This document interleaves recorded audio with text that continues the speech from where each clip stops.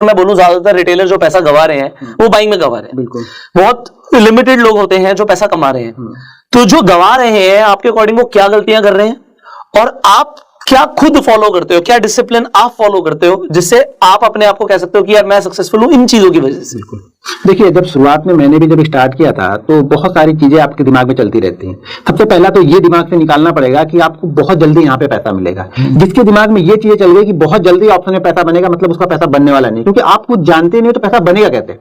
दूसरी चीज आपको फोकस करना पड़ेगा। देखिए, जो भी आपकी कैपिटल है, कैपिटल जो भी आपने डिसाइड किया है कैपिटल, मेरे ख्याल से अगर आप ऑप्शन बाइंग में आना चाहते हो तो कम से कम आपके पास 1 लाख की कैपिटल होनी चाहिए। वो भी 1 लाख की वो कैपिटल होनी चाहिए जो बाकी ये कैपिटल अगर जीरो भी है तो आपको फर्क ना पड़े लाइफ में। मेरे कहने का मतलब ये है कि अगर आपके पास सेविंग मान लो 1 लाख रुपए है, एक एग्जांपल दे रहा हूं, अब उसके हिसाब से आप डिसाइड करना कितना पैसा यहां पे चाहिए। अगर आपके पास सेविंग 1 लाख रुपए है तो सिर्फ और सिर्फ आप ऑप्शन में 10,000 रुपए लेके आ सकते हो, और 10,000 रुपए लेके अगर आप ऑप्शन बाइंग करोगे आप सक्सेसफुल नहीं होगे यहाँ पे। क्योंकि मेरा रूल्स ये है कि मेरे पास जो भी अमाउंट होता है उस अमाउंट को मैं 10 पार्ट में डिवाइड करता हूँ। 10 पार्ट में डिवाइड करके मैं एक पार्ट को ही ट्रेड करता हूं यहाँ पे। ऐसा नहीं कि मैं ऑप्शन में आज सक्सेसफुल ट्रेडर हूं तो मेरे पास अगर 1 करोड़ है तो मैं पूरा 1 करोड़ हर दिन ट्रेड करूंगा, नहीं, मैं वहां पे 10 लाख या 12 लाख या 15 लाख ट्रेड करूंगा, इससे ज्यादा मैं ट्रेड नहीं करूंगा वो।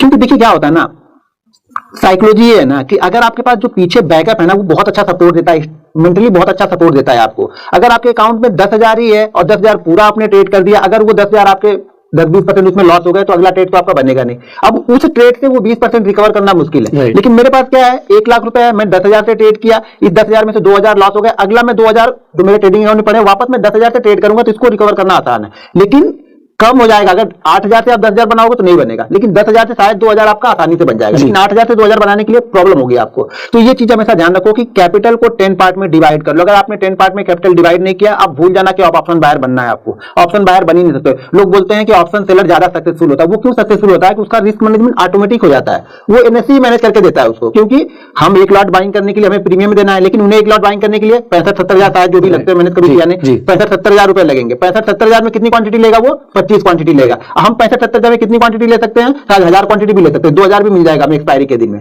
तो उनका रिस्क मैनेजमेंट ऑटोमेटिक होता है, और वो 65,000 लगा के ना वो प्रीमियम खा रहे थे। सेलर सोचता है 2, 4, 5, 10% आ जाए बहुत है, और यहाँ पे डबल चाहिए, सीधा डबल चाहिए। हाँ, उससे कम में बात ही नहीं बनेगी। मैं बोलता हूँ हर जगह डबल करा दो हमारा पैसा। हाँ, अगर आप ना जैसे सेलर सोचता है ना कि मुझे 5% 10% चाहिए ना, जिस दिन आपने ये सोचना स्टार्ट कर दिया कि मुझे 5% से 10% चाहिए ना, पैसा बनने लगा। और 10% की जगह 20 भी बनेगा और 20 का 50 भी बनेगा उसी दिन। लेकिन पहले आपको सोचना कम पड़ेगा। पहले आपने टारगेट 100 का रखा है तो आपको 50% अच्छा नहीं लगेगा। एक दिमाग में बढ़ गया ना कि 100 ही चाहिए मुझे, यार 50% लेके क्या करूं, इससे अच्छा 0 हो जाए, तो फिर मार्केट उसको 0 ही कर देता है, बोलता है ठीक है 0 ही कर देते हो।